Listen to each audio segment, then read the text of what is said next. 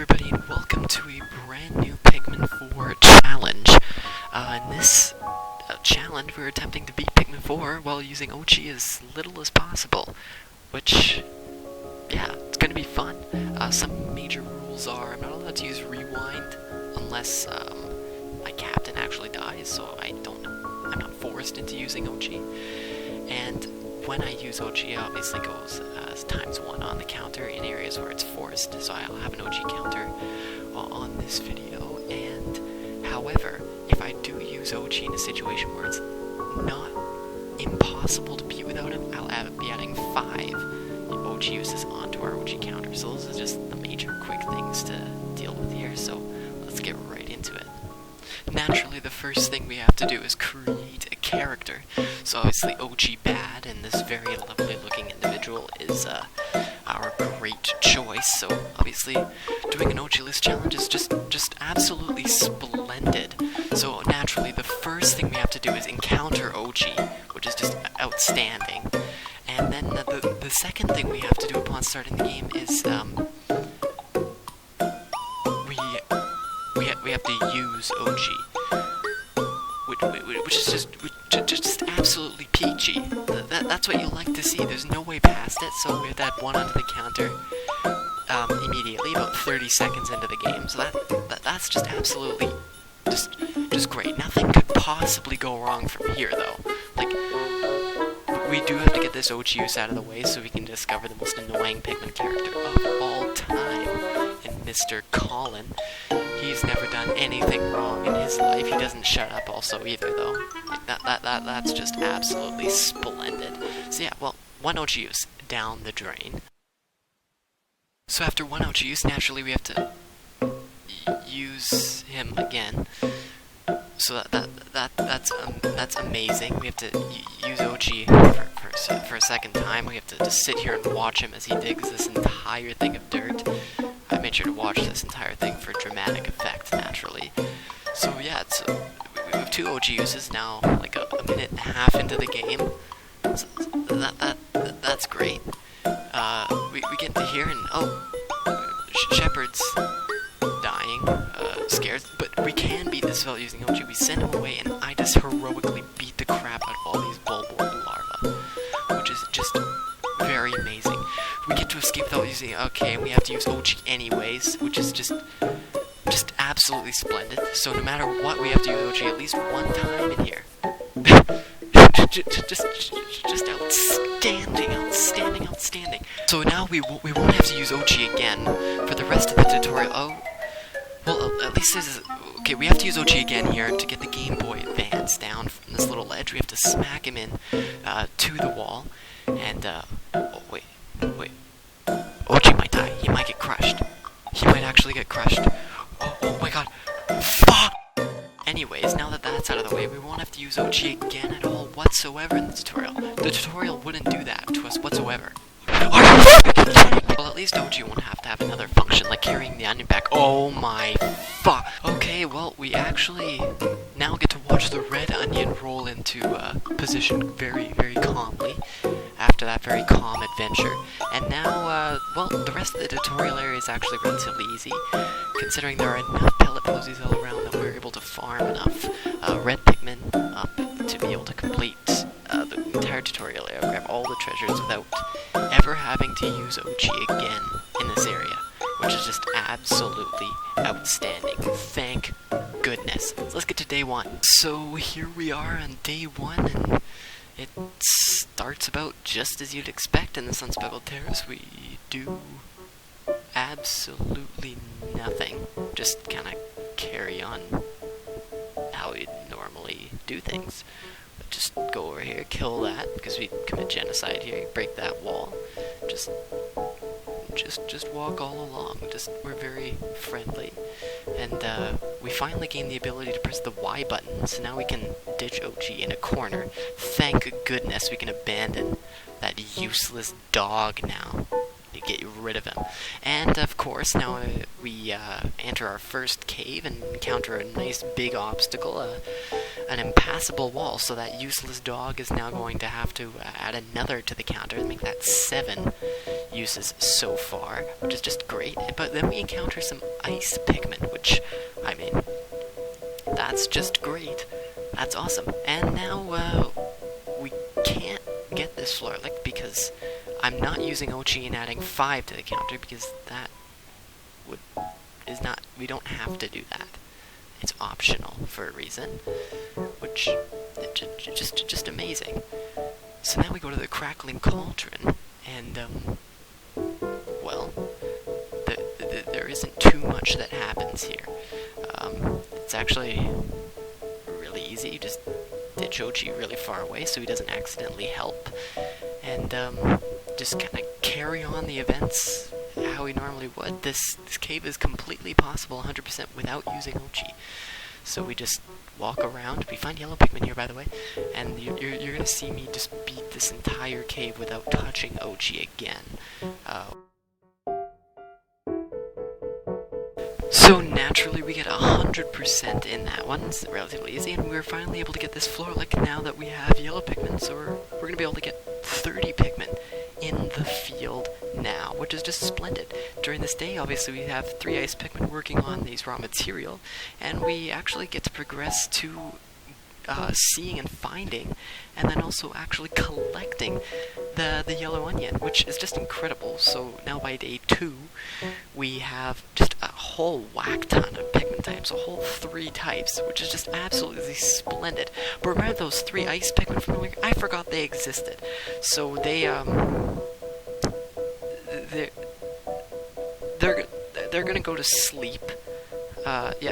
These ice Pikmin are. They're just gonna go to sleep outside of the onion, you know? Like, they're just gonna have a nice, jolly little sleep, which is just absolutely outstanding. That's what you'll have to see. So now the first thing we do on day number 3 is we go in and collect some more ice Pikmin to boost our number from 2 up to 7, because those other 3 decided they just wanted to go to sleep. They're sleeping, they're not that. They're asleep.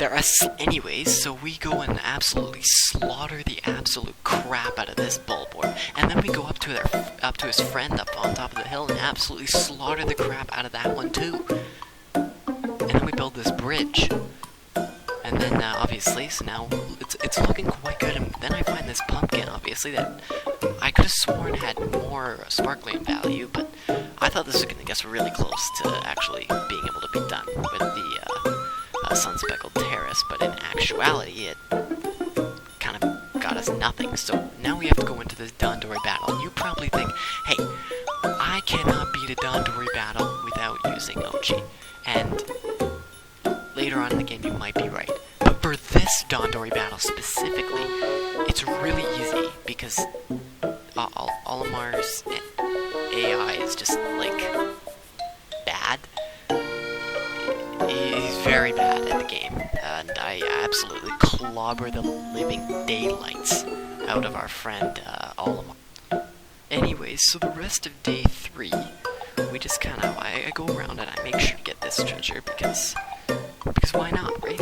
Like, it's purely accessible. I know it probably won't get me to the Sparklium thing, but might as well. So now I have to go build this bridge, since I'm sitting 50 lower than I should be, than the minimum requirement.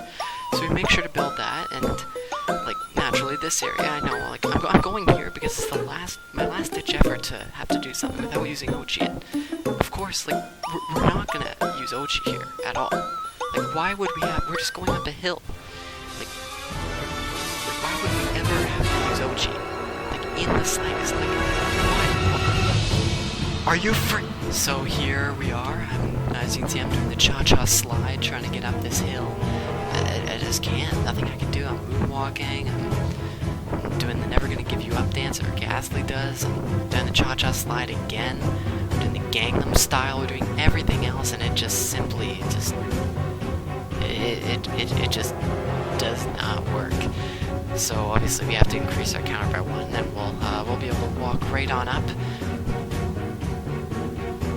No way! Okay, so we have to increase our counter by 2 there, because that's just absolutely absolutely outstanding. So now we go into the Aquiferous Summit, which this first sub-level is extraordinarily easy. It's just like an ice Pikmin farm. We won't have to use Oatchi on this one. Like, why would we, right? Like, why would we ever have to use Oatchi on this one? No.